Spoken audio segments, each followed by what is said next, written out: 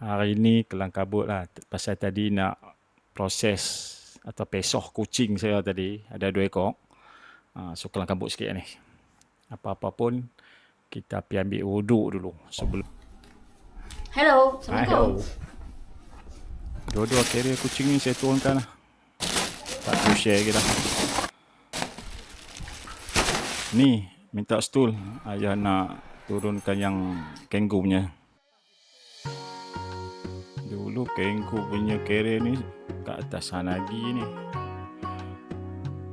Lepas ni siapa nak buat kucing-kucing ni pergi grooming. Wallet dah ada. Rumah dah ambil.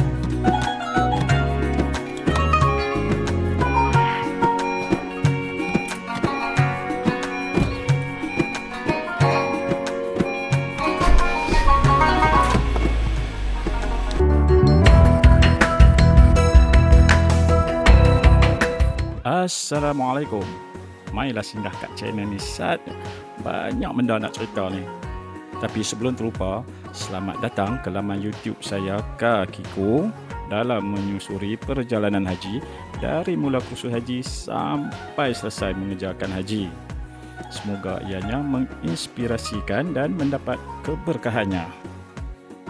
Hari ni kelang kabut lah pasal tadi nak proses atau pesoh kucing saya tadi. Ada 2 ekor. So kelang kabut sikit ni. Apa-apa pun kita pergi ambil wuduk dulu sebelum masuk Dewan Ceramah.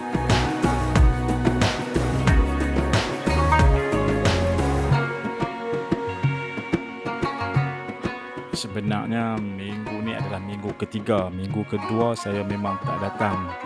Terpaksa skip pasal ada urusan. So saya terpaksa lah melompat terus ke minggu ketiga. InsyaAllah lah kita dengar topik hari ni pula. Jom masuk Dewan. Jadi kita kena berniaga umrah pertama tu, nanti bila dibimbing sekali kedua oleh Mukhtalif, kita niat, kita kena ikut juga. Dia dijaga kesihatan, minum air yang cukup, buah-buahan dan lain-lain sebagainya. Kemudian dari umrah tu tadi kita niatkan 3 kali ke 4 kali ke, maka kita dapat dosa diampulkan oleh Allah di atas umrah. Itu falsafahnya. Ini kita ziarah falsafah ni. Kemudian penyucian jiwa. Sebelum masuk slide penyucian jiwa maknanya kalau semata-mata kita mengerjakan umrah ni kerana Allah. Labbaik la syarika lak labbaik. Innal hamda wa ni'mata lakal mulk la syarika lak. Labbaik Allahumma labbaik. Labbaik la syarika lak labbaik. Innal hamda wan ni'mata laka wal mulk la syarika lak. فلما بلغ معه السعي قال يا بني إني أرى في المنام أني أذبحك قال يا أبت افعل ما تؤمر ستجدني إن شاء الله من الصابرين. Maka ketika dia itu masa itu falamma balagha ma'ahu as-sa'i umur Ismail itu kira-kira sampai kepada boleh bekerja, boleh menolong ayahnya kerja. Macam tu. Al-Quran tu sekarang lagi ke? Jadi ya Rabbana kita